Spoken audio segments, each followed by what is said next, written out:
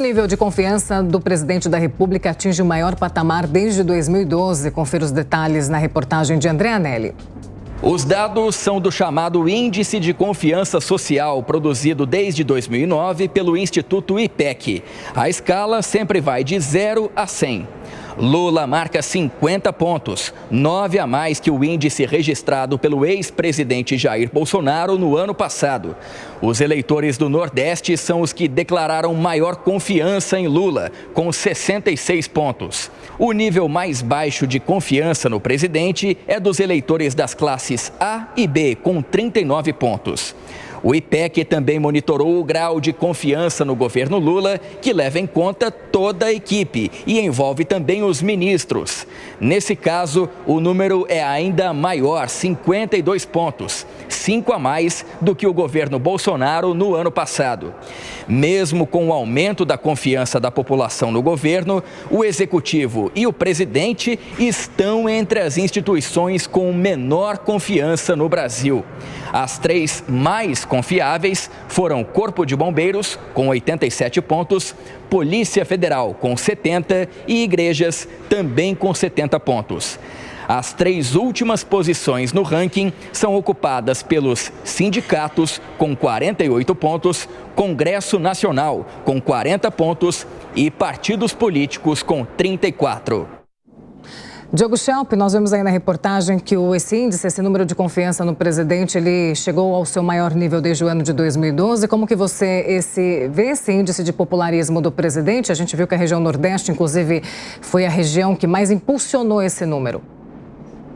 Verdade, Paula. É claro que existem diversos fatores aí que podem ser considerados, né? O primeiro caso é, obviamente, o pagamento, né, do Bolsa Família, algo que foi garantido com recursos aí estabelecidos no período da transição para este ano. E, obviamente, que o presidente ele começou com alguma desconfiança por uma parte significativa da população, mas ele, em muitos aspectos, ele nem é o grande responsável, propriamente, por essa melhoria na confiança. A própria condição, o contexto político, o contexto econômico que a gente vê no Brasil, com uma retomada lenta da economia, que pouco tem a ver com grandes fatos, grandes atitudes tomadas pelo governo, contribuem para esse ambiente de melhoria de percepção. Então, o presidente Lula, se ele não fizer não cometer grandes erros, digamos assim, e o contexto internacional for melhorando, assim como o contexto interno,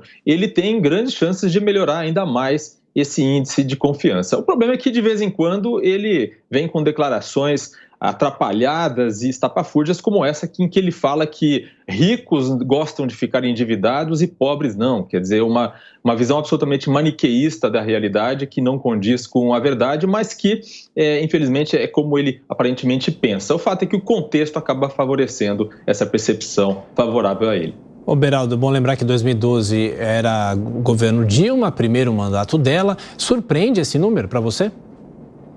Não, acho que esse número traduz o resultado da eleição, né? A comparação com, por exemplo, o ex-presidente Jair Bolsonaro, você comparar final de um mandato presidencial com o começo de outro, não é uma comparação muito razoável, porque naturalmente aquele que venceu a eleição teve o apoio da parte majoritária do país e Lula é uma figura que representa para os seus eleitores uma mudança. É natural que essas pessoas vejam o presidente Lula com otimismo. Agora, se você perguntar para essas pessoas por quê, o que ele fez, o que aconteceu com o Brasil, quais as ações do governo que produziram uma melhora na vida do brasileiro, a gente vai ver que não tem resposta para isso porque nada aconteceu. Mesmo a redução do preço da carne, a gente teve uma safra recorde no Brasil de grãos, há todo um contexto internacional que produziu, por exemplo, a queda do dólar, que não tem nada a ver objetivamente com o Brasil. Aliás, o Brasil do Lula é o Brasil que está sofrendo horrores em razão da política de juros do Banco Central, que foi justamente o que freou a inflação. Então, vê que há um conflito de conceitos do próprio Lula em relação a essa realidade. Mas a população brasileira, que confia pouquíssimo no Congresso Nacional e nos partidos políticos, que é interessante porque o Congresso Nacional Você, a população, pode renovar a cada 4 anos.